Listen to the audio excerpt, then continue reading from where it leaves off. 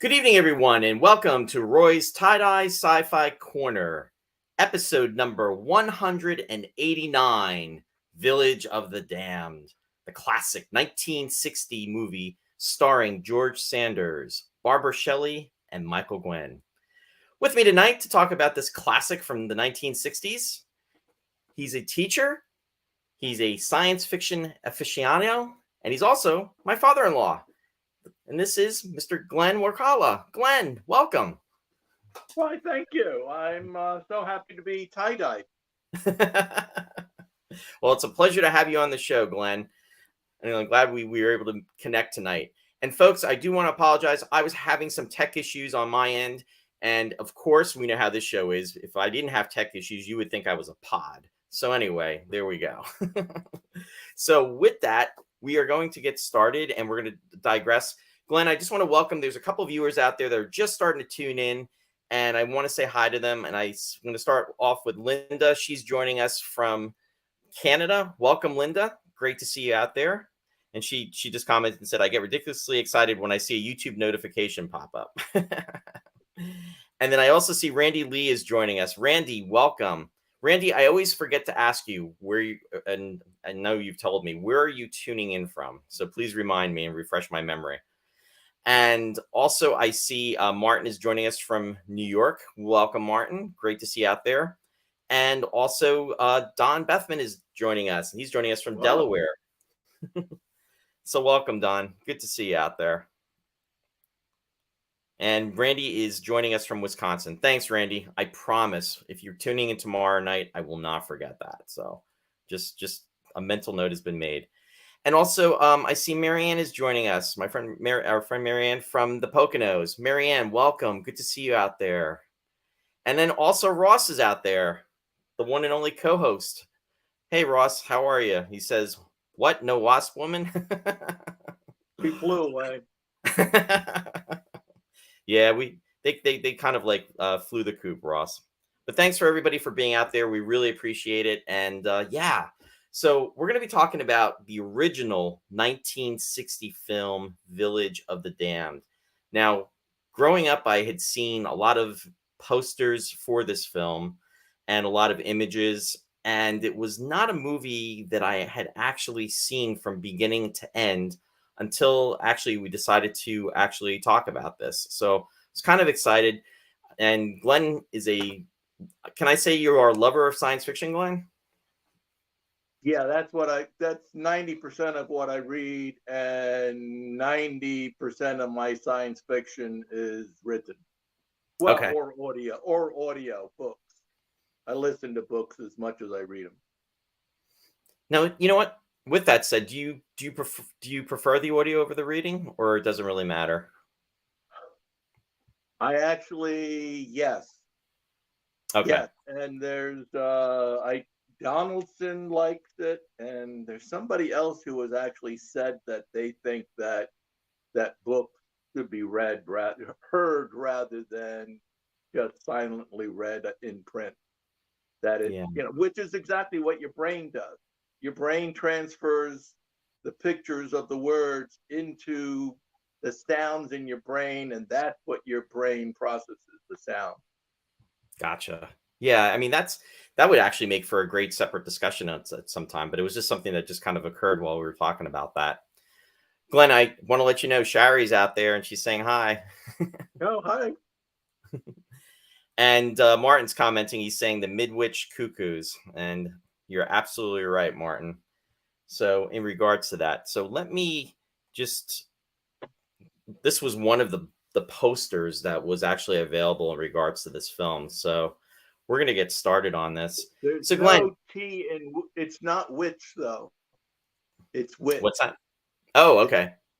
Because that could be misleading to people thinking about it. Just added, just to say. Just to say, absolutely. Now, had you seen this film prior? Ages ago, probably on Channel 9 in New York when, you're growing up or something. Right. Yeah. It's funny though. Go ahead. It's funny though, because Nowadays, I think it's much more seen as a horror film, but it's really a sci-fi film. It's just that anything that has bad creatures in it is now kind of horror rather than science fiction. These people are basically aliens. Yeah, absolutely. And with their actions and what finally starts to transgress after they kind of come to be, I guess you could say would be the horror elements in regards to this. Well, yeah, Now, it would be, and horror being driven by they have no emotions and they don't believe morals or anything. Only in effect, logic and survival of the species is what drives them. So anything goes. It's no holds barred between them and humankind. right. No, those are excellent points. And before we start getting and delving into this, we always like to say on this show that all roads do lead to Star Trek. And I would have to say, and folks out there are probably going to see this coming if you're Star Trek fans, the correlation between this movie and the Star Trek second pilot, I might add, Where No Man Has Gone Before, in which Gary Mitchell is affected by the galactic barrier and essentially feels that he's being elevated to almost like a godlike status because of this power that he has. But the power that's from within is based or triggered by his high Esper rating that he has. And in essence, it's kind of along the same lines as what begins to develop with these children when this all begins to start. And into the whole plot, getting into the whole plot of this whole movie, essentially, and we'll do a summary of it. It's a town that's taking place in England, and essentially the folks are going through their normal day-to-day processes, and that what happens is the whole town literally just passes out, and no one knows what's going on because what happens is we see that a mail service is trying to take place. We see that there's cars that are off the road. We're seeing folks that were running bath water. We're seeing people that were just doing their normal day to day, duties, and essentially they're out cold. And the brother in law of George Sanders, who is the main character, and this is played the actor that plays him is Michael Gwynn, was out literally on the phone with him when this occurs when George Sanders passes out, and this triggers him And going to he town. and he's military intelligence. Yes, very very important part, and he goes there to try to find out what's going on, and it's when he arrives that runs into I would say, what would you consider the police? It was a police officer. Would be safe to say a He Bobby, passes a police officer. He gets ahead of him because the police officer's on a bicycle. right? Very English. And he sees the bus that the police officer was looking for crashed into a small tree on the side of the road. The police officer starts to approach the bus and he collapses, and instantly Bernard turns his car around and rushes away to get help. And He that's what. knows not to go any further. Yeah, and it's a very good point too that you brought up, Glenn, because the fact that he is military intelligence, he just doesn't try to go after him, and he tried to,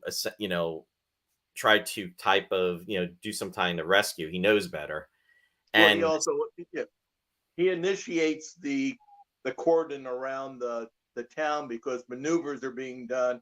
He calls it into his boss, who instantly gets in contact, and before you know it, everything's being blocked off, and the soldiers are using a canary to find the line between consciousness and unconsciousness. And at least in the book, it's a 1 mile radius circle around the town, around the center of the town. Now here's a question too, Glenn, because I know you read the book for for doing the show tonight. Did you enjoy the book more so than the movie? Okay, I had a long and winding road. Last night I went to watch the movie and I brain deaded it with my wife, and on Prime I rented John Carpenter's 1995 Village of the Damned, which takes place in California. Right. But this version is better than that version. And the book's more cerebral. There's Okay. a lot of discussions of all kinds of the the the Jordan, the Gordon character is like a typical science fiction scientist type of character who's so esoteric you can't understand him, and he understands all kinds of things. And he's a real philosopher, and he expounds about everything from women to evolution to war, and so that part of the book barely makes it into the movie, and in the book that's at least 25-30% of the book. Oh, okay. It's very wordy. It's very wordy, even though And it's short. and this was John Wyndham, right? That wrote That's the book. John Wyndham. Yeah, yeah. Well, his, he calls it. He either calls it smart fiction or smart science fiction Okay. to separate it from other kinds of science fiction. So in a way, you could kind of think of it more as like hard science fiction, I would think.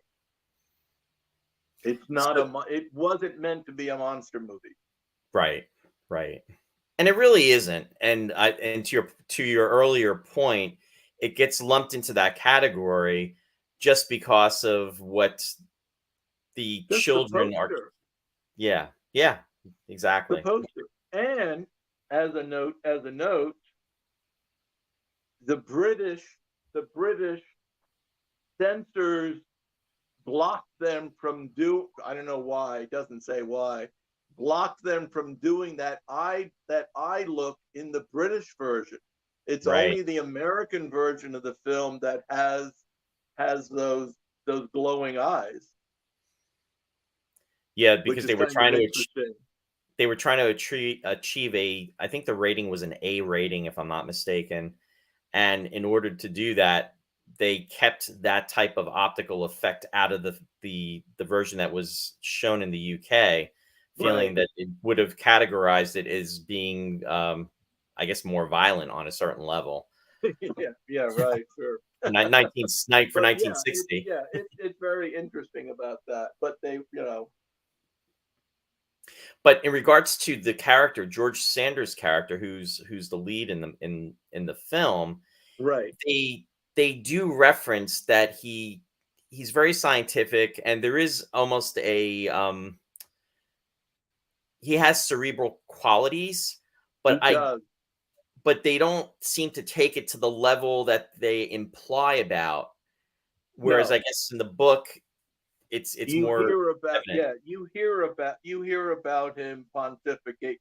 He makes comparisons. Well, we'll wait till after your synopsis before we, because he says things along the way that can affect your understanding of what the author thinks about the situation. Yeah, no, that's well said. So backtracking, what happens is in regards to his brother-in-law, they're trying to basically find out what the radius is of where this is all taking place. And they approach it on the ground. They also approach it in the air, which I really think is very dangerous, and it turns out to be very dangerous because they have a plane doing an aerial view, and I believe it was at least 5,000 feet It where the was, yeah, pilot is 5,000 feet. where The he's book safe. doesn't lose. they don't lose the plane in the book. Oh, they don't. Okay. They lowered 2 ferrets in a cage and waited till the ferrets stopped jumping around. They they used a helicopter, lowered a cage on a 300-foot cable, and when the ferrets stopped moving, that was the break point. Okay. So the crash is I don't know, to speed it up and to add some drama, I guess. Yeah, because he tells the pilot, when you're starting to feel anything, any type of type of motion or feelings that do not feel right, to pull out. But what happens, it all happens so quickly, and then the pilot It does a does deep not dive. compute. He needed to react instantly, and he did Yeah, and then the result, unfortunately, was disastrous. a crash. Yeah. And then there's another plane that's flying in the area, but what they do is they alert that plane to increase their altitude and stay away. Right. So, Yeah. and then that happens. um Don's commenting. He's saying, "I feel the worst for the pilot in the beginning. Just missed the window by minutes." Yeah. So Yeah. with that, Yeah. Because in the movie, the whole thing only takes, it's like 10 to 3.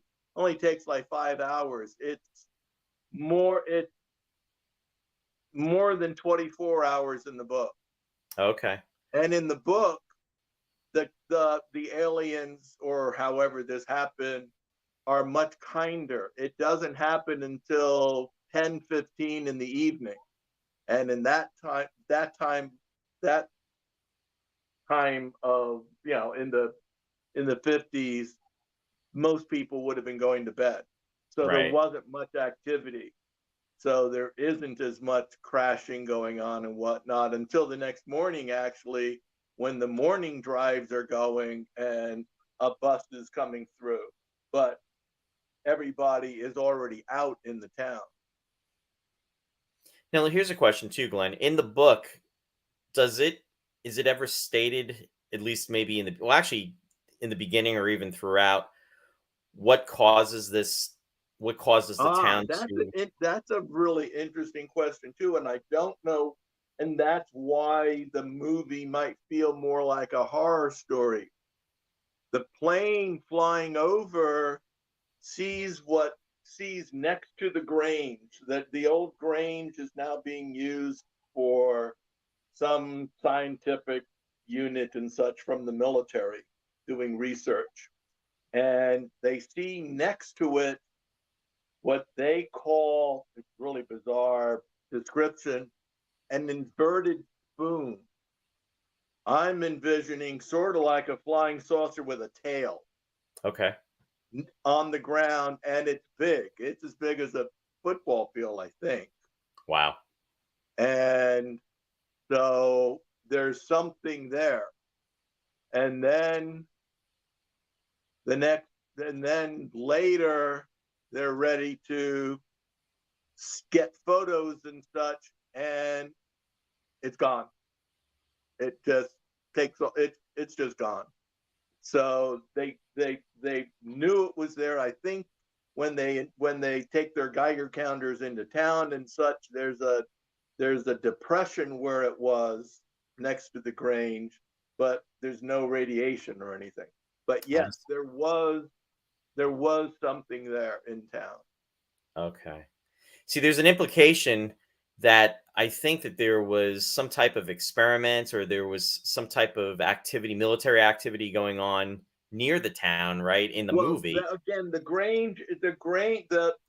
military intelligence seems to have some connection with the Grange, with the Hmm. building they call it was the Grange in town, and then they took it over, and then they added some wings to it and such to give more laboratory space and whatnot. We never find out what it is they do there No, no, we don't. in the book or in the movie. Yeah.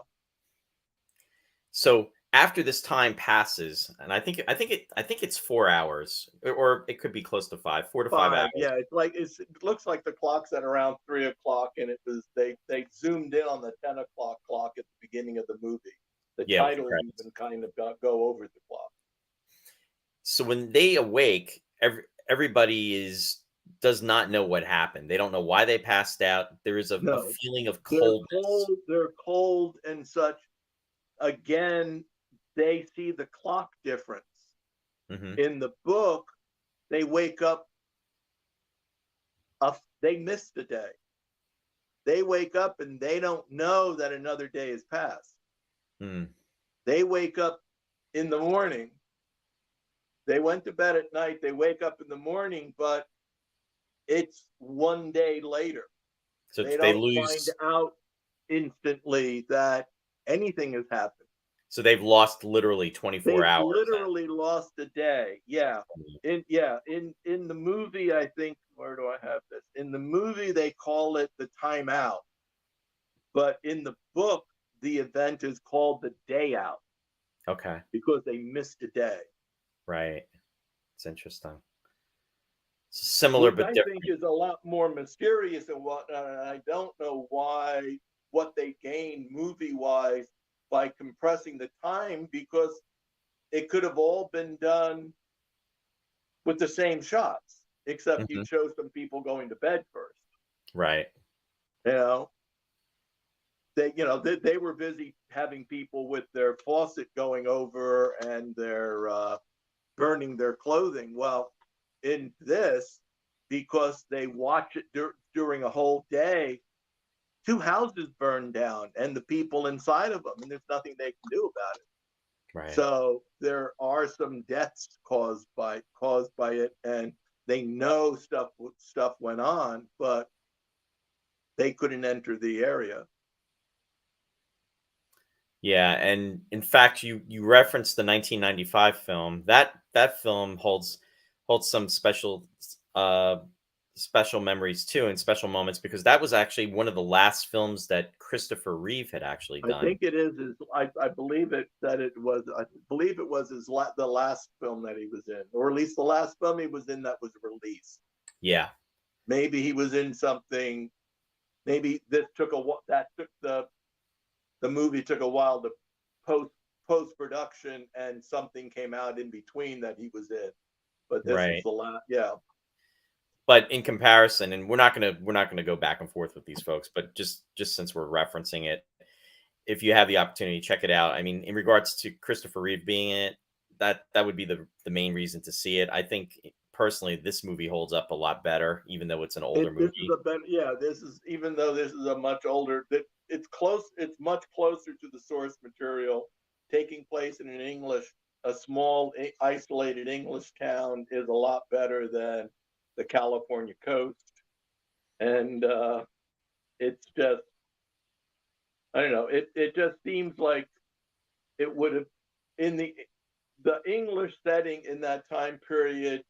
You can imagine it being possible to keep the news from spreading. Yeah. So, that town had a reputation for being a little off anyway.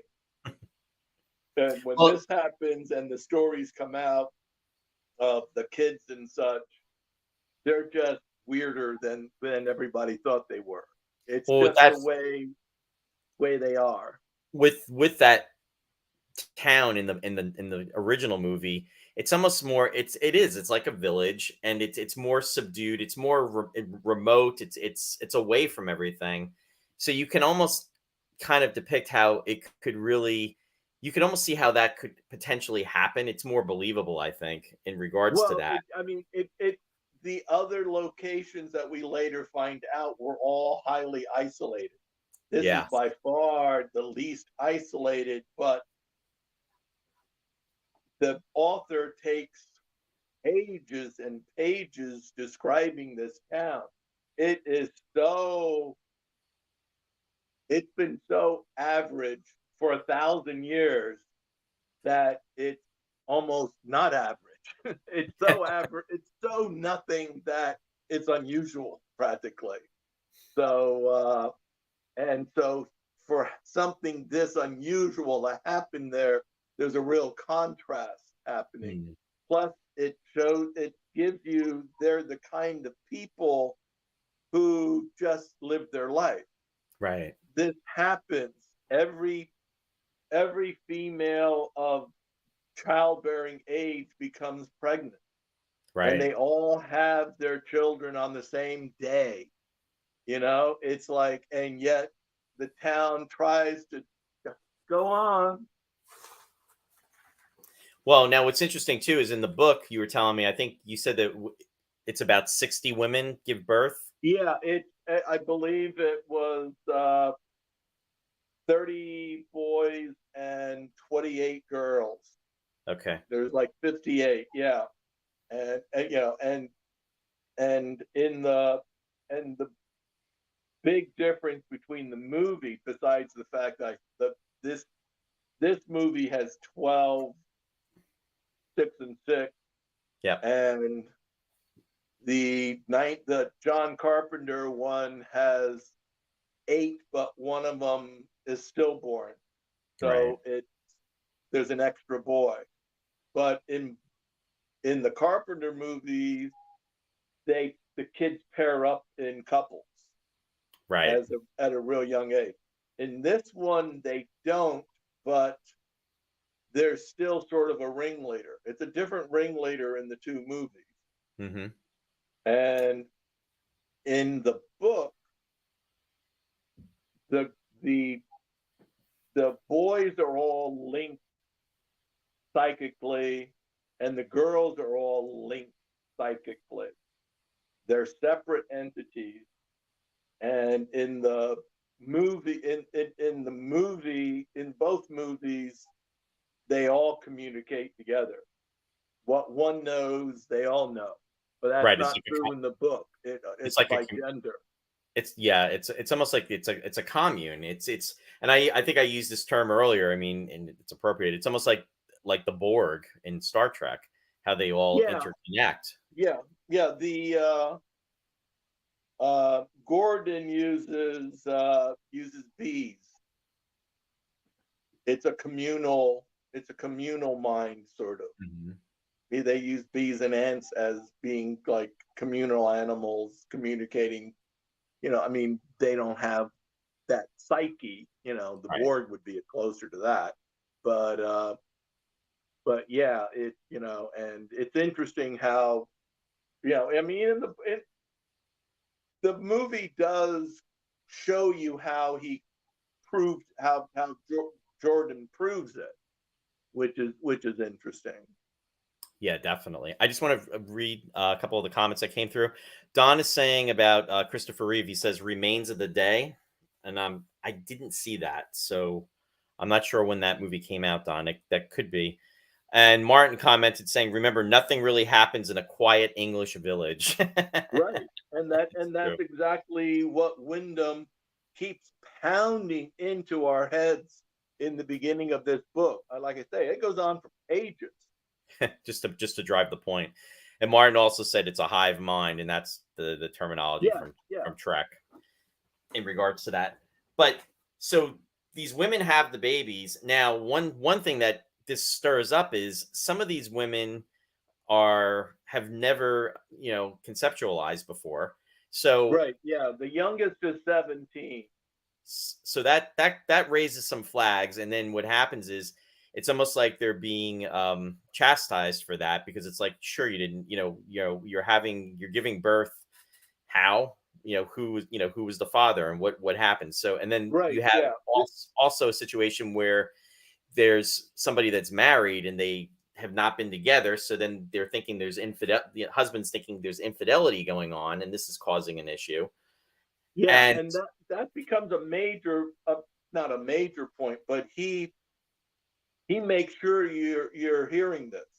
And he makes sure that there's a suicide because of it, right. of a husband coming home and the wife's suicide, because he doesn't believe her. In the movie, she doesn't kill herself. In the book, she kills herself. Now, Ross just commented, he said shades of Joseph Immaculate Conception. And with that, this actually, when this movie was coming out, there was the Catholic Church actually got involved, where they were really trying to put in fact, it was the Catholic Legion of Decency that objected to this depiction, because they felt that it was an infringement and it was blasphemous. And that, again, this is 1960s, folks. So Right. this is, Yeah. Yeah. it's literally, My reading up on it says that 3 years of development was done with MGM in the States, yes, and that criticism came in so strongly that they moved it to Great Britain, and MGM's connection with a British studio, and they were willing to do it. right. So yes, it's the Immaculate Conception.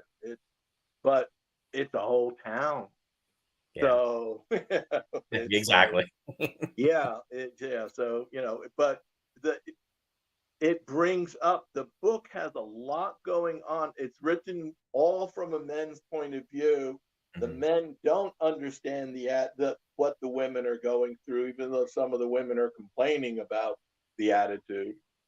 But that there's no understanding of the violation, Right. you know, that even the people who are married and were happy eventually come to understand that they're just incubating this fetus that probably has nothing to do with them and definitely has nothing to do with their husband. And yet everybody decides to have the child. Yeah. Ross just commented too. He said horror and science fiction love to reference and or invert religious themes and symbols.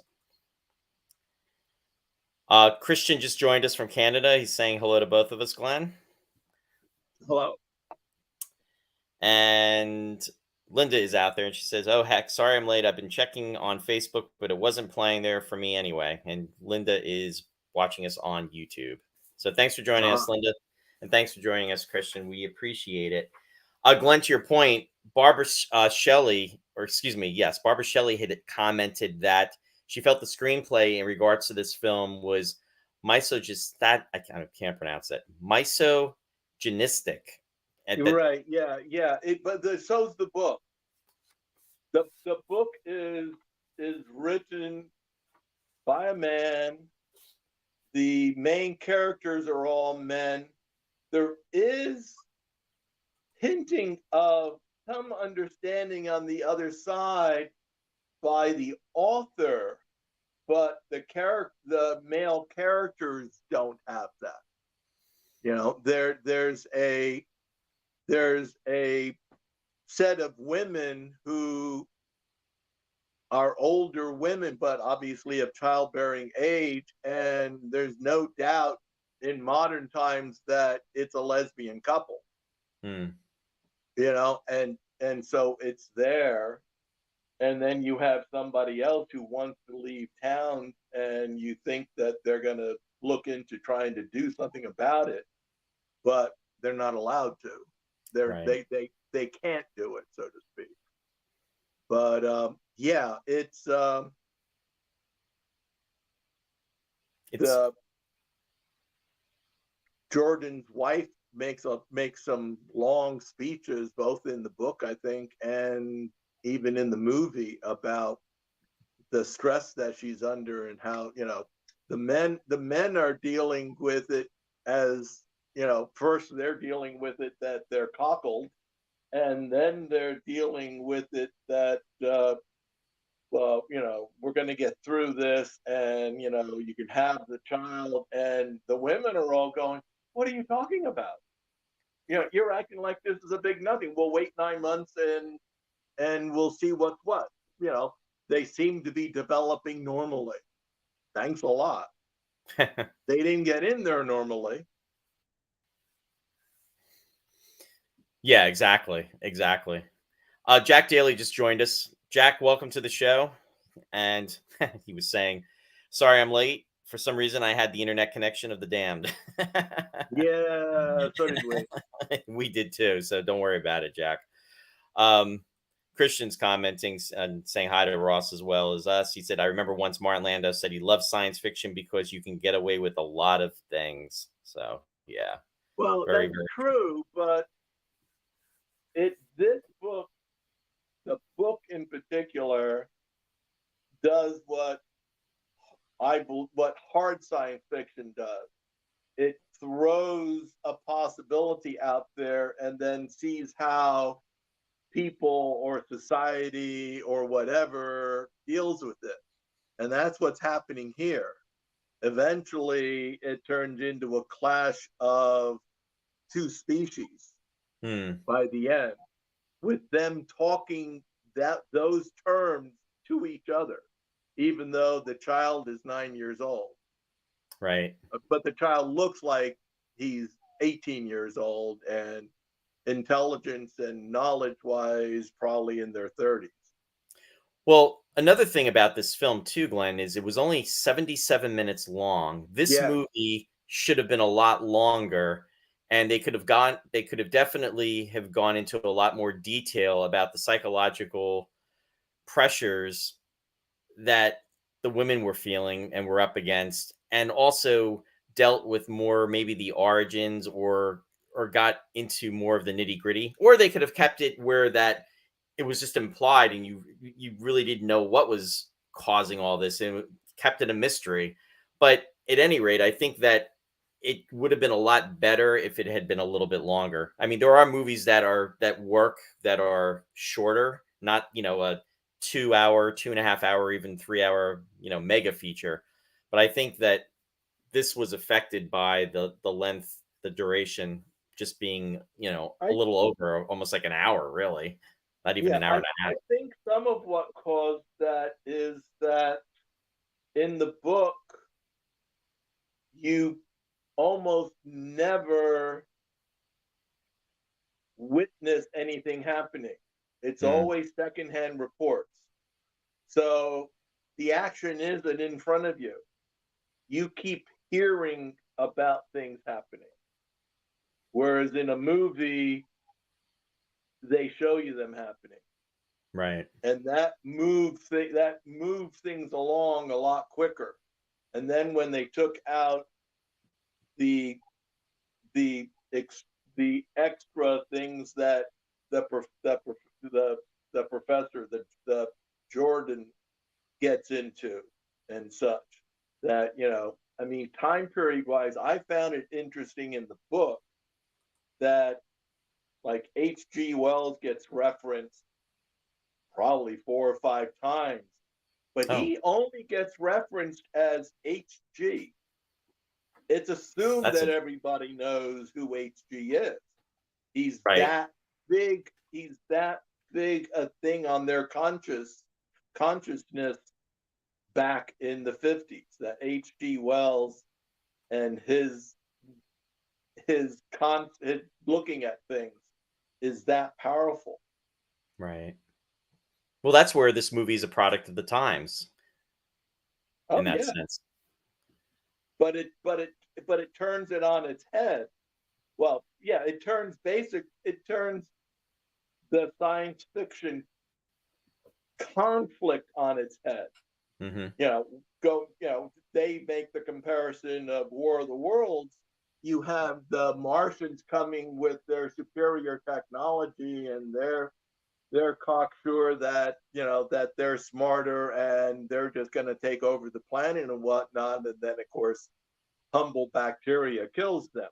But in Right. this, it's just intellect against intellect, Yeah. culture against culture. It's not, it's not the wham bam science that they're doing. In fact, they only know the science they're being taught by the humans. They have no knowledge elsewise. No, and they initially, and going back to the synopsis, to the plot, just, quickly, after they're born, they're accelerating at a very fast rate. They're growing up very quickly. And Yeah, even about double time. so that's all happening very quickly. And as things begin to happen, there's fears that are taking place, because what's happening is there's unexpected deaths that take place within the town. And it's almost like if you weren't paying attention, you could say it was almost like a stupid accident. I think one of the references was one of the kids that was not part of this had been drowned, and some of the townspeople start accusing the kids that they're the reason, because it's being evident, it's being seen that they have some type of power. I mean, with Gordon, George Sanders, I mean, he's very scientifically in tune to them, and one of the children is his son, but Yeah. he's approaching it almost like a science. Well, he is a scientist, but he's approaching it from a scientific type of approach, in which it's not good or evil, that they're not or good or bad along the lines of that. It's just that he feels that he's trying to get to the crux of it. He's trying to find out what caused this. And at one point they even have a special meeting and to determine how they should approach this. And you had mentioned earlier, it comes out that there are other areas where other villages that children were born at the same time. I think one of them was in Australia. I believe another Yeah. one was in Alaska. And then, Yeah. and then Northern Canada. Yeah.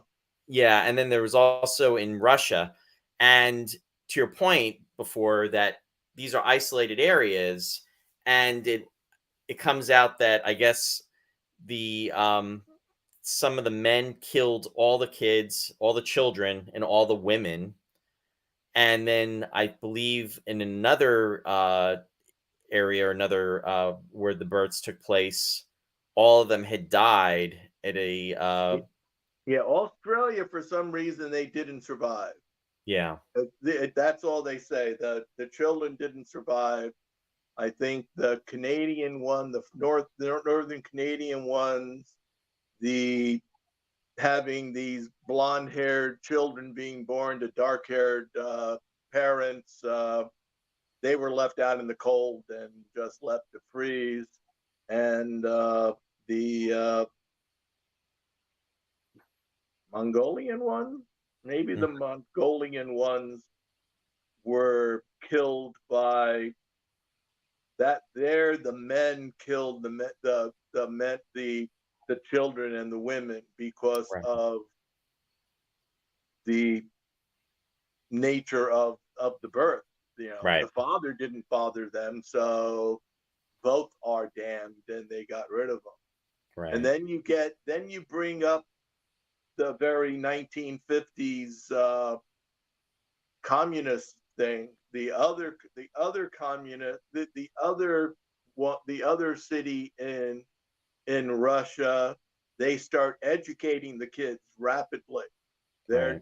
And that becomes partly the impetus for the British to do the same thing and bring in instructors and such, that all the children are put into a central location, the Grange, and they live there. They're happy to be out of the families. They'd rather be together, Well, but that's they just to interject real quickly. That's what we're seeing this take place. And Barbara Shelley's character, and she's married to George Sanders, Gordon.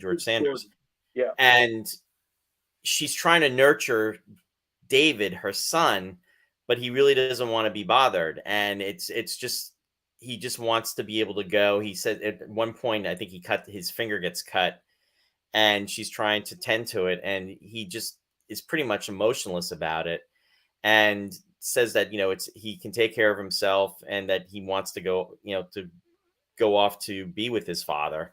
And even when he's having conversations with Gordon, he almost feels that, and I'm kind of jumping ahead a little bit, but they're building up to that. It's almost like he's an intellectual type of equal, and David and the rest of the children are devoid of emotion and love.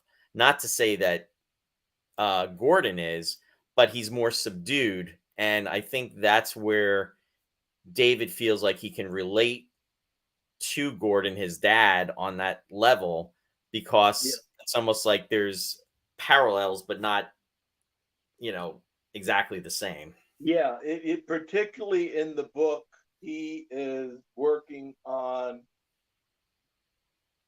all his.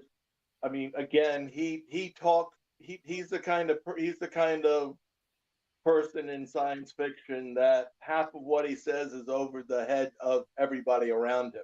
Mm, It makes no sense, and just when you think he's a blithering idiot, something catches and you go, "Oh, that's insightful," you know. So it's and part of what he's doing is he's beginning to come to the conclusion that we're judging the children wrong.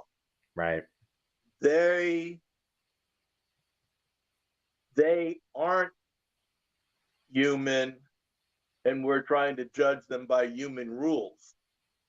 And we do it and they make the comparison that if a wild animal kills somebody, kills a human, we don't say they're evil. We say they're dangerous and we get rid of them, but we don't say they're immoral. Hmm. And you can't do that to these kids because they don't see it. Right. They don't have it. Some of the women are arguing that given time, we can teach them because in the very, very beginning, the argument is made even by Gordon that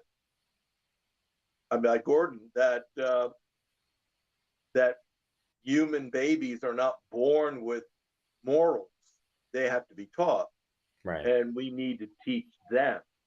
But eventually, comes to the understanding that they they're not capable of it, and they have no intent. They don't want to to learn that. They see it as a weakness. Eventually, Right.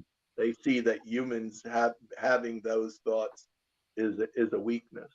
Yeah. Yeah, exactly.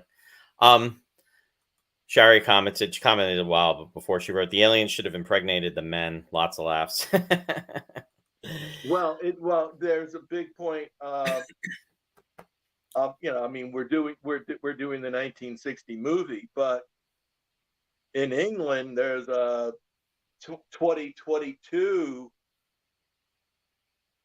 series out now Yes. that is based on the book, and the professor character is a female, and the director is a female, and they've made a big push towards telling the story from the female point of view because they believe that if this was a modern tale, it would have been told from the female point of view, not the male point of view, because of the births. Hmm. And but that's not what the book is. Right. So Yeah. It's a that's spin. that's a whole different thing. One thing I'm going to break away from just real quick. I want to just give Starlog Magazine a salute, like we always do on the show, because back in the day, there was no internet, and we did not have the luxury of going to Google to look up information. So Starlog 15, actually, back in the day, there was in the issue there was an article, and it was about ESP science or pseudoscience, and it was an article written by the West Coast editor at the time, David Houston. So if you have the opportunity to check it out, definitely do so. I remember also there's a book out there called Fantastic Television, and I think that was my first exposure to this movie because there was a write up about this film in that, even though it wasn't originally broadcast on television. Um, just to remind our viewers, if you haven't seen the movie in a long time, but I'm just going to put some images up just to remind you. And the picture to the extreme left is George Sanders, and it was in the title role, and he was playing Gordon. Barbara Shelley was playing his wife, and then also Michael Gwynn, who was his brother-in-law. Yeah, Yeah, Bernard, Bernard, yes. who is military, but not always in uniform.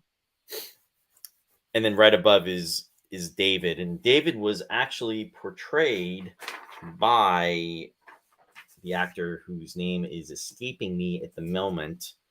And I was actually talking to Captain Phil, who watches is a watcher on the show, and he's been on as a guest co-host. And he actually said that he had the opportunity to meet him. His name is Martin, and he met him at the Chiller event, and in which takes place in New Jersey. And he said he just had got the opportunity to interact with him, so he thought that was pretty cool. Here's an image, some images of the town when everybody had collapsed. I like that middle image, the way it's photographed from that point of view. And the camera's like kind of like on an angle, which is it's crooked, almost making you feel like things are going to go astray a little bit. And then, of course, the kids. Now, of course, too, and it's very effective, even though some young people can't stand it. It's in black and white. Yes, which is very effective for this film. Definitely. It's almost like a film noir type of film, wouldn't you think? Yeah. Well, and again, you have his house is a lot more modern looking. Not on the outside. The front views of the house are it's a big stone house and whatnot because he's got money, but the inside is awfully up to date for a house in that village. For a 1960 movie, for a 1960 house, that was a 1960 living room he had there. It was very modern. Yeah. I mean, the it time. was comfy and whatnot, but it didn't have that period look that the rest of the town has. Where you have the post office is inside the little general store. The phone goes through a switchboard operator and such, who in the book listens in on everything. So when military intelligence is going to talk between Bernard and headquarters and such, they can't use the telephone because she's always listening in. Right. Martin commented and said that the movie reminded him of Alpha Child growing up at a faster pace, which was a Space 1999 episode. Yeah, I definitely agree with you, Martin. It definitely has shades of that. Don commented and said he loved George Sanders in the Psychomania, aka Death Wheelers. George Sanders had quite a career too. I mean, he was interesting how when he originally started out, it wasn't in acting, and he had worked and done textile work, and had also worked on a tobacco plantation in South America for some time. But then what happened was when the Depression took place, he wound up coming back to England. His family had immigrated from Russia to Britain when he was I think he was about maybe 10 or 11 years old. But it was because of a actress who was in the marketing department of where he worked that suggested that he should possibly try to get into acting, and he had quite a career. So it's very impressive. But sadly, he died at an early age. I mean, he was only about 66 years old, and he was suffering from, I believe, depression, as well as he had Alzheimer's at the time. And then unfortunately, he wound up taking his life as well. But it's funny. There was and then we'll go back to the movie. Just I'm kind of digressing, something that we never do on this show, right, guys? Oh, I didn't know that. We digress all the time. He actually was I believe he was the first Mr. Freeze in the classic Batman TV series in 1966. Whoa. Because he portrayed the character, as did Otto Preminger and Eli Wallach. Yeah. and I thought that was pretty interesting. And that was probably the first time that I had seen him. But of course, that was on the. You must have been very young. Yeah, it was probably, well, scary. It was probably 72, 73 the first time I saw that. So it was like 50 years ago. But anyway, in regards to this though, going back so as the children are developing and they're trying to learn more, some it becomes apparent, he's doing like testing. He's almost like testing their intelligence with opening different boxes and like a trick box to see if they can do it.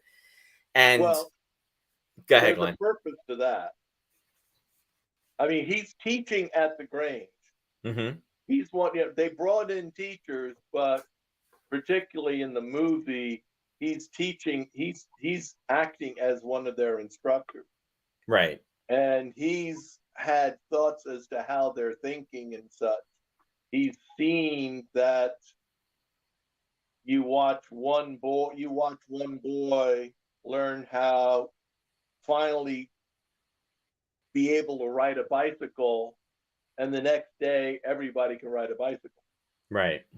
So, So he, to show Bernard what proof of his theory, he shows Bernard a Japanese puzzle box where you slide one part of the box and that's opens something else, which allows you to slide a drawer out that you can put something in. And he puts a piece of candy in there. hmm. And in the book, when he would do something like that, he'd give them candy first. Okay. Then he'd give them the box and tell them that there's another piece in there. And they try to open the child would try to open it. The child can't open it. He shows them how to open it. They open it. Okay. Now he takes Bernard to the next house, gives it to another child. The child takes it, slide back, open, takes the candy out. Like they've done it all their life. Right. And so it's like what one knows, the other knows. And I can't tell you whether it's the book or the movie or both, that eventually in the teaching part, must be the book specifically, but one boy and one girl would attend a class, not the whole group, and they would all know the lesson. And it was possible for 5 or 6 lessons to be going on at the same time. Oh, And okay. it still worked, which is where you got the multiplying effect of not so much intelligence as knowledge.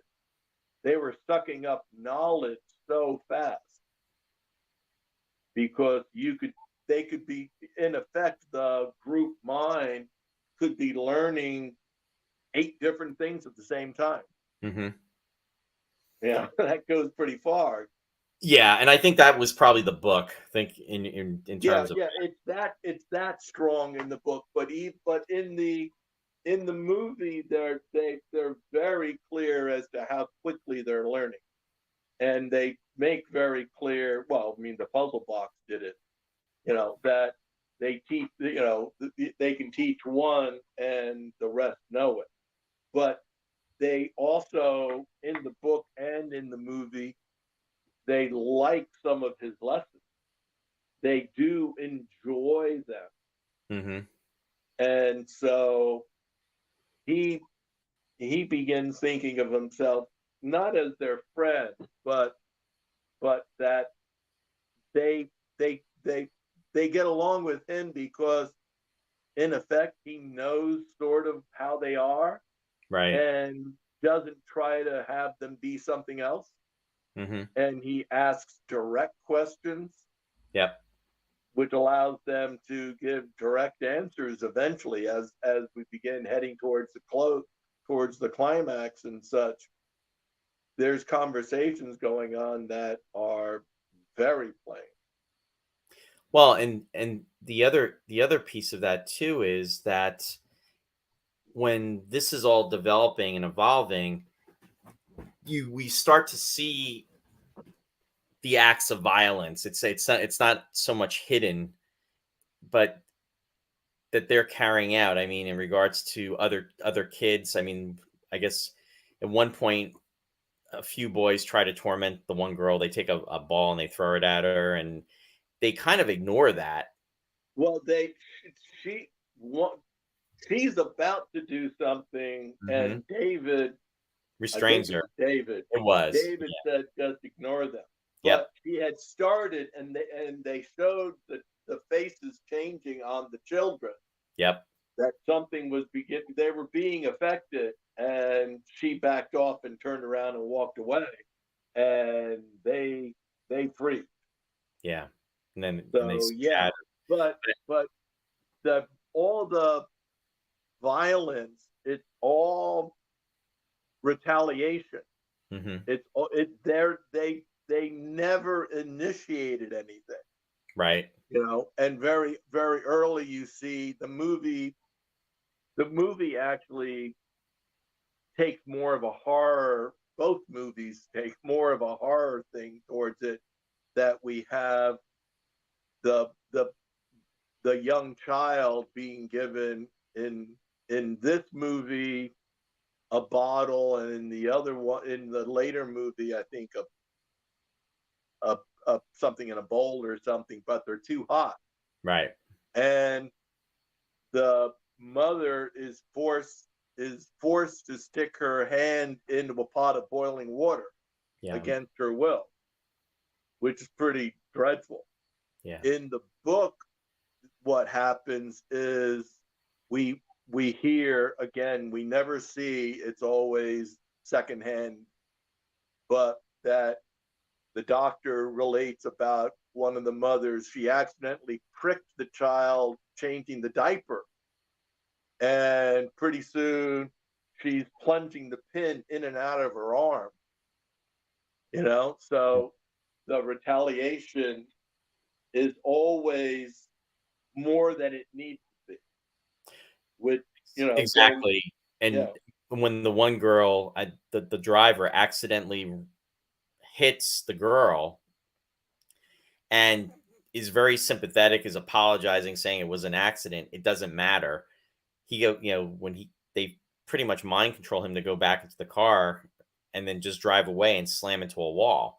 right. So the aspect of emotion, of caring, of feeling, it has no place. It's to what you just said earlier, to your point, that it's all retaliation.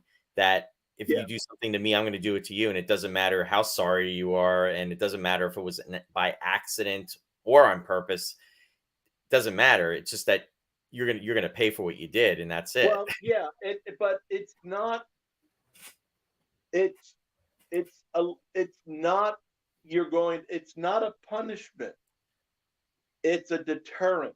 Mm, That because eventually they begin saying it, and I think they do it in both the book and the movie, that to prevent them from doing it again, that hmm. happening again, that's why they go beyond. They could have just done something mild, but they tell whoever they're talking to that somebody else would do it too, and then somebody else, and eventually they'd stop doing it. Right. So it's like Their once and done. their motto is, it reminds me of something too, but it's it's like just total obliteration.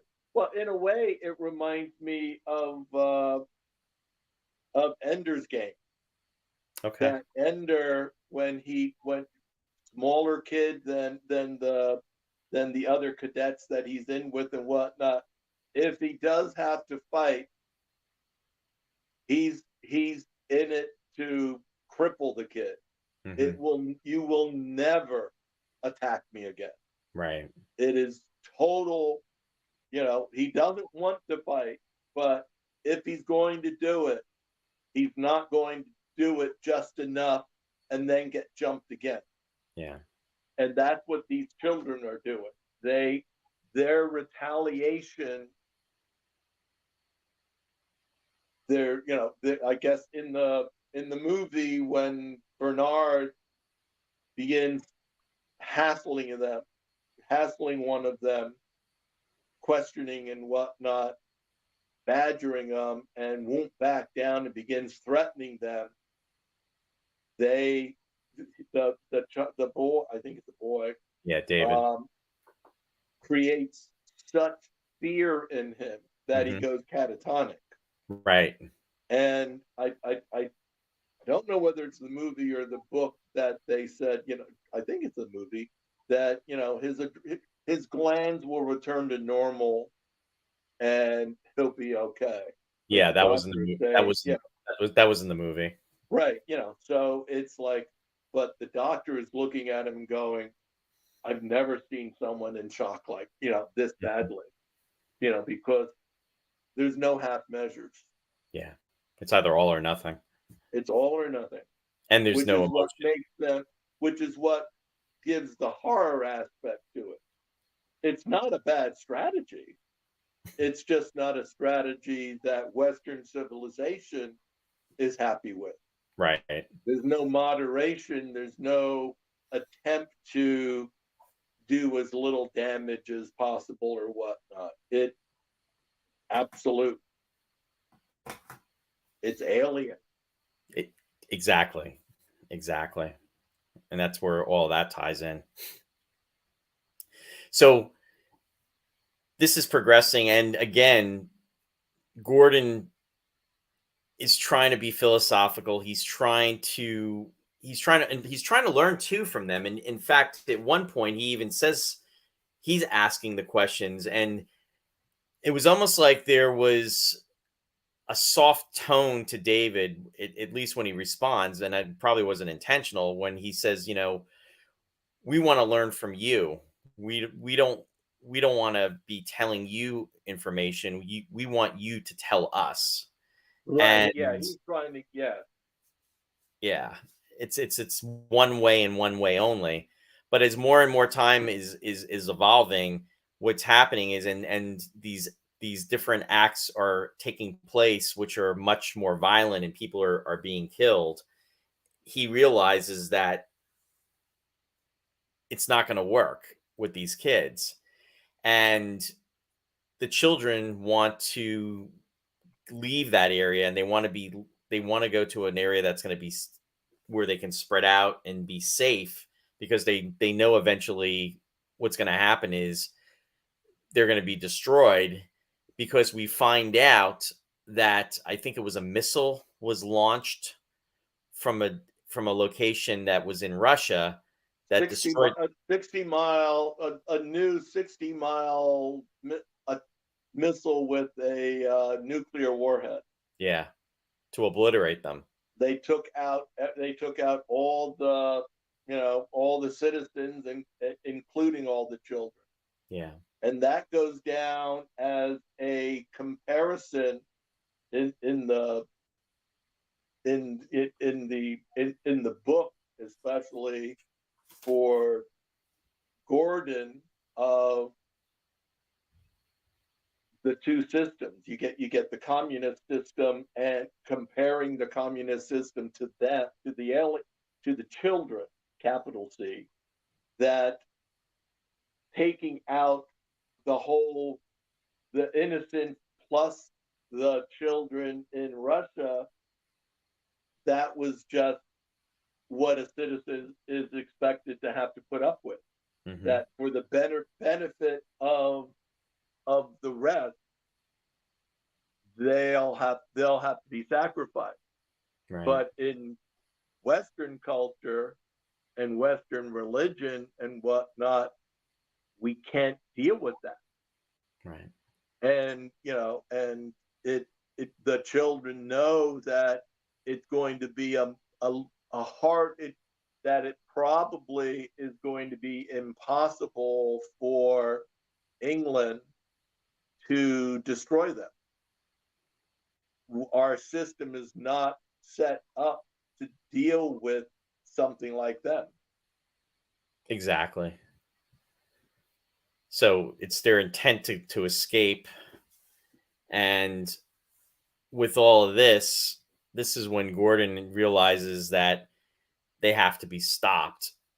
And what he does is it almost looks like they're going to be going to a dinner party, but then he tells his wife that she has to leave to go to London, and that he has to stay because he's got to look after them. Well, he's And got a lesson to teach. They like his Friday night lesson or whatever, and he's going to teach it. right. And he tells Michael Gwen, his brother-in-law, to look after her. Right. Using those words Yep. that in the car later they think about, what does that really mean? Yeah, because it's bothering her, and then he kind of dismisses it, but she's putting two and two together. Why would he want him to look after her? What does that mean? Like, where's he going to be? Yeah, So that's an odd phrase. exactly. And there's a bit of foreshadowing because with Gordon, he keeps looking.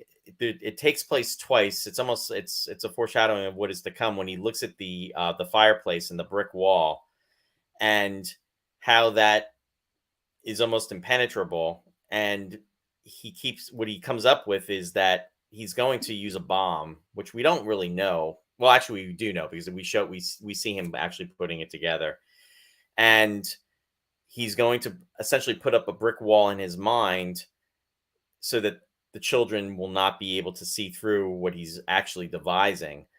And when he goes to do the lesson, he's not his normal self, in the sense that he's very close-minded, and he's also nervous, something that he really wasn't around them, and Right. they pick up on it. Well, he was also he was supposed to be coming that night to tell them about The what plan. plans he had made for them to get out, and where they were going to be spread out and where Right. they were going. And he just wants to keep talking about the lesson, but he can't concentrate on the lesson. So, but it's odd because it's odd because he never tried this before.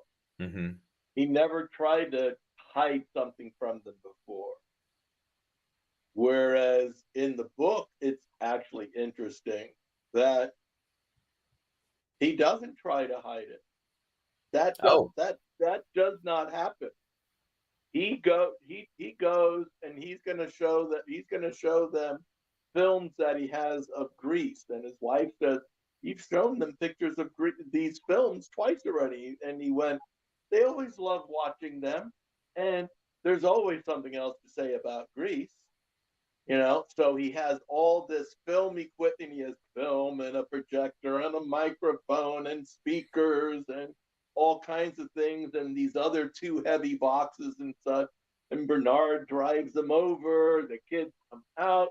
They help. They're all happy. They're helping him unload things and take them in because they've done this before, and they look forward to this and whatnot. And he they just trust him. right.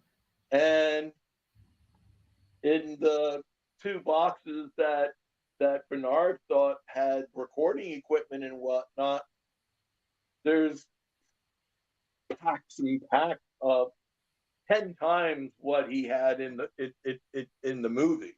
I mean, he's got a lot of explosives, and they're not trying to. They don't suspect him. He has their trust. And when the time goes off, and he blows the place to smithereens. Wow. Now, just as a side note, in the Carpenter 1995 movie, Christopher Reeve, when he's asked earlier in the movie about some things that I think about his wife that he's uncomfortable with, who they killed. Uh, he thinks about the ocean where they used to look out over the ocean and such, and the wave, and all they get from him is the wave, and he's able to hold that. So he's learned that he can concentrate on something and hide it from them. And then later, he also uses the brick wall illusion for the final step. Right. So he got that from the movie, because that's not in, from the movie we're talking about, Right. Yep. because that's not in the book. So interesting, different, Yeah. different, No, I different like ways, different ways of doing things. I like the comparison of the book to the movie and the points that you brought out about how they're very, very trusting of him on a different level.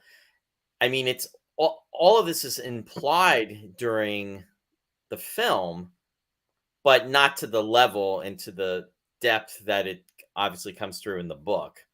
Right. He hasn't come across as innocent in the film as he does as he actually is in the book. It's very soon, very close to where he does that he has a long conversation about how we're not going to be able to do anything Hmm. because we can't. And he has a conversation with the children that that when the politicians get to it, the politicians in in in in control are going, if they bring up that they want to blow up all these kids and the town that they're in, the opposition will could get in. Right. But they say eventually the two main parties, they're going to be vying not to be the ones to need. They both will know they have to do it, but neither of them will have the will to do it, and they'll vie for not being in control so that the other party has to do it, and that will let the kids get away with it, and eventually humankind will be extinguished. Right. And so right after that, and him passing that information on and saying that this is the thought pattern and whatnot, he, without talking to anybody, knows, and he's the philosopher. He's Mm. the philosopher of the movie, that government and religion and all Western society is incapable of doing this. Hmm. But he knows it has to be done, so he goes and does it Yeah, and blows himself up. he's the sacrifice. He's And the sacrifice, and he's willing to do it. in Again, from a modern point of view, that's what drives us crazy in the Middle East, that suicide bombers make no sense in our culture. right. We cannot, I mean, we know they exist now, but they don't make any sense to us. And in the beginning, they really didn't. Yeah. It was just unthinkable. It's one thing for someone to suicide, but to someone who's perfectly fine to go blow themselves up just to kill some people in a marketplace makes no sense to us. No. But, so he's doing something that is anathema to the society, the culture that he represents. Yeah, and at one point, David, and I may have touched upon this earlier, but David almost is saying you could almost join us. You're on that level. And that's where the humanity and the alien separate the two. You know what I mean? In Yeah, regard. well, yeah, but with the there's always that understanding that you will be, I mean, the discussions in the book go as far after talking with the kid, that there are people who would be willing to go down the path that will eventually lead to the extinction of humankind, as long as for a while their progeny can exist, that they can Mhm. have kids and their kids' kids can have kids. But Right. eventually there'll be nothing and they'll be gone. Right. But they're willing to do that. You know, knowing that the end game is going to be the end of mankind, there are still lots of people who will not take action against the kids. Yeah. For whatever reason, philosophy, religion, whatever. You know, Yeah. and that. It was the ultimate sacrifice, and Oh yeah. that's when Barbara Hershey and Michael Gwynn they arrive just as the place blows up. You know, special effects wise too, this movie really did a great job with the effects with their eye effects. They did a negative, I guess, a negative composite, and then they matted it in Yeah, over. but yeah, that's why that becomes that it becomes a still frame though. Yep. That, you know, they're frozen and that's put over the top and such. But Of course, you do have the little cardboard box building that bursts into flame at the end of it, that was which is pretty sad. Yeah, that you took the words out of my mouth, Glenn. I was going to say that was probably the most disappointing effect out of the whole movie. Was Yeah. just you could tell literally it is a cardboard box that was supposed to be a house. That was pretty pitiful. They couldn't even find a place where a fire department wanted to burn down an old barn or something. Yeah. You know, because I know you can find that around here. But overall, though, the movie was budgeted for about, I think it was like $520,000. That's a lot of money back then. Yeah, it sure was, and it did in the box office. It did over 2 million. So the movie was definitely a success. Yeah, it got good reviews, and it crossed over. But we're also in a time period where science fiction was being treated by the studios as mainline picture making. Mm-hmm. Then it became B movies and monsters and whatnot, and then has now come full circle, and the most expensive movies being made, with top actors and whatnot, are the superheroes and whatnot. So, but back then we're talking, because, think about things that, that came out. I mean, and there's comparisons there's things about this movie that can bring to mind things in other movies from the period. Mm-hmm. Like The Day the Earth Stood Still, 1951. While what Michael Rennie does there is they stop all power in the world. Right. It's not a physical effect. In this story, every living creature, insects even, drop to the ground. They're all stopped in their tracks. There, it's energy, but there's a similarity, and then of course you have what? I was just going to interject. You mentioned Michael Rennie with The Day the Earth Stood Still, which is a fantastic film.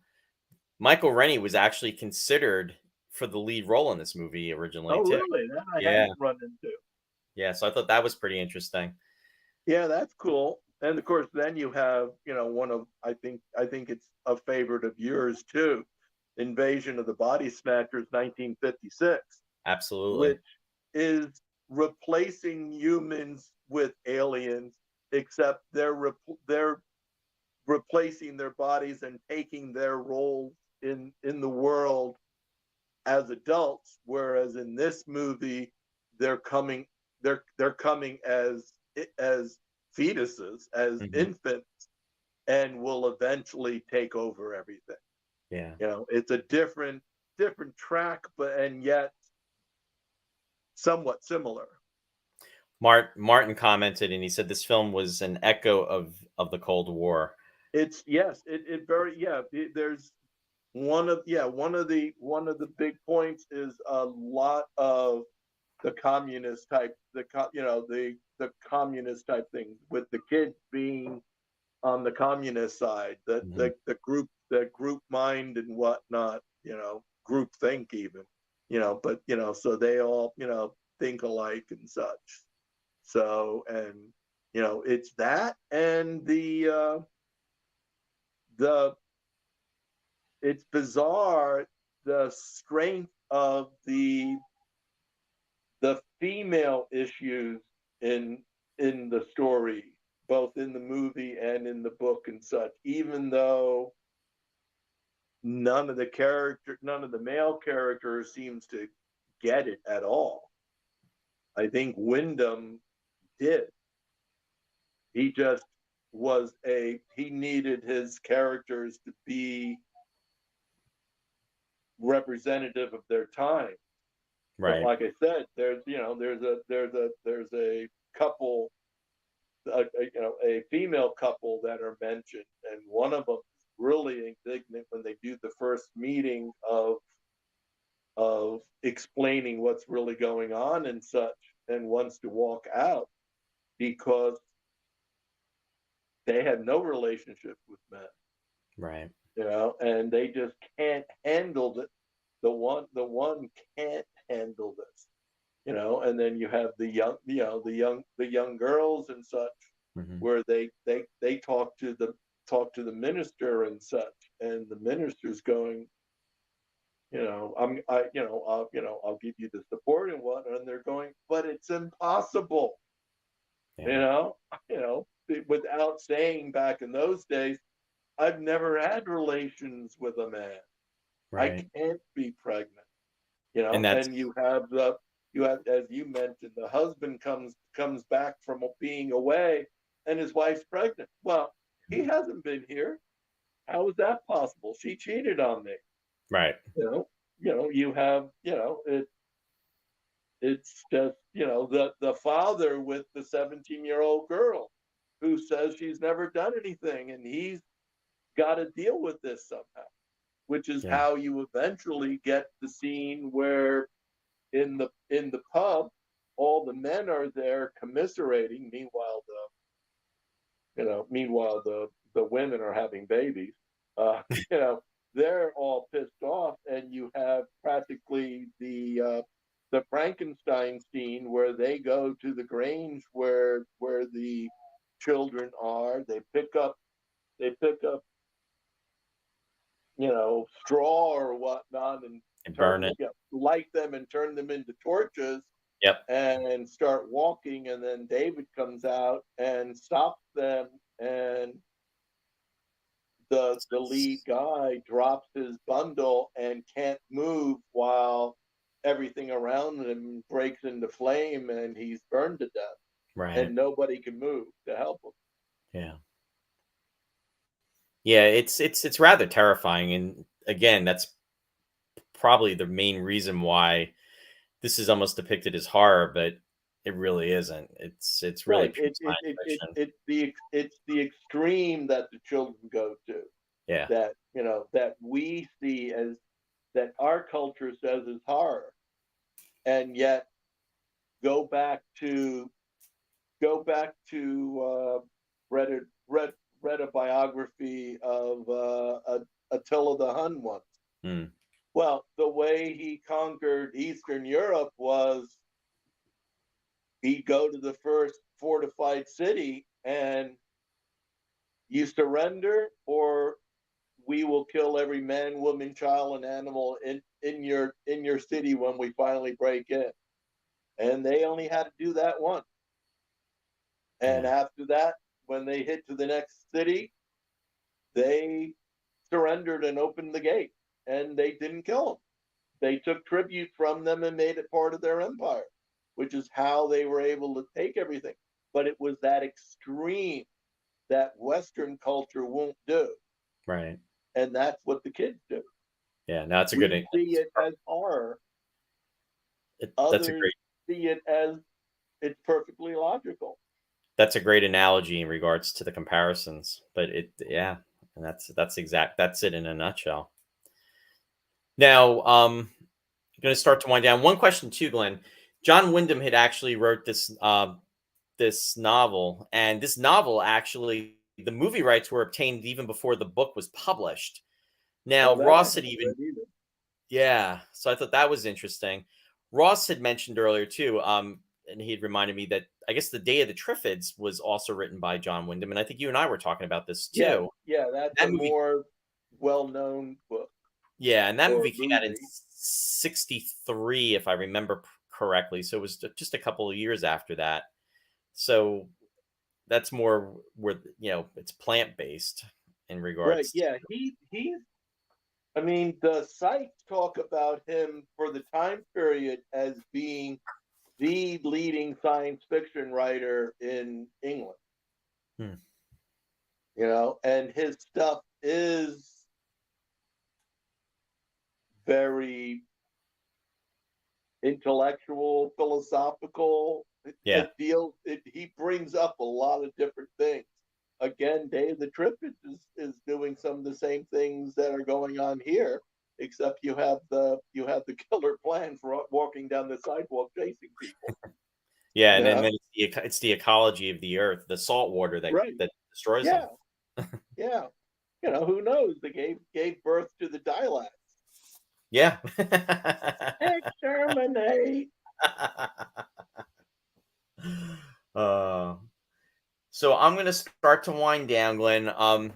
Folks, if you have any comments that you want to post in the comments section, please do so. I'm just going to do a quick run of the shout outs tonight. I'm not going to go through all of them since we're going to be broadcasting tomorrow night as well. But I just want to give a quick reminder out there. So, Country Gate players, if you are in the New Jersey area, if you're in the Belvedere, New Jersey area, Country Gate's first season is actually, let me rephrase that. Country Gate season is opening, and it's going to be opening this coming weekend. And they are going to be debuting Sylvia, and that's a play by A.R. Gurney. You can see the show on Saturday night at 8 p.m. or Sunday at 2 p.m. And that's April 22nd and 23rd. The show is going to be running 2 weekends. So it'll be this weekend, and it will also be the following weekend, which is going to be April 29th and then also the 30th. And again, the Saturday show is at 8 p.m. and the Sunday show is at 2 p.m. I want to give a shout out quickly to Sci-Fi Distilled, Mike and Mary Beth. Their show is on Wednesday nights, and they actually are on at 7 p.m. Eastern Daylight Time. They're going to be back next week. They're going to be doing the 1980 film The Final Countdown, so you can definitely check them out. That's Mike and Mary Beth on Sci-Fi Distilled. And also Captain Phil's Planet, WUSB FM, Stony Brook, New York. The captain's schedule is on alternating Thursdays from 3 to 5 p.m. He's also on at Friday nights from 9 to 11:30 p.m. And actually, I was on briefly with Phil today. We were just talking about the Space 1999 convention that's going to be coming up in Calgary, and that's actually going to be next week. And just as a reminder, too, I wanted to give a shout out to Ross, who everyone knows, my co-host on the show. And Ross has his shows that are on Saturdays and Sundays. Ross broadcasts on WWFM, the Classical Network. And that is the first show is Picture Perfect. It's on Saturdays at 6 p.m. Eastern Daylight Time. And Sundays is The Lost Chord, which is on 10 p.m. Eastern Daylight Time. You can listen by tuning in at www.wwfm.org.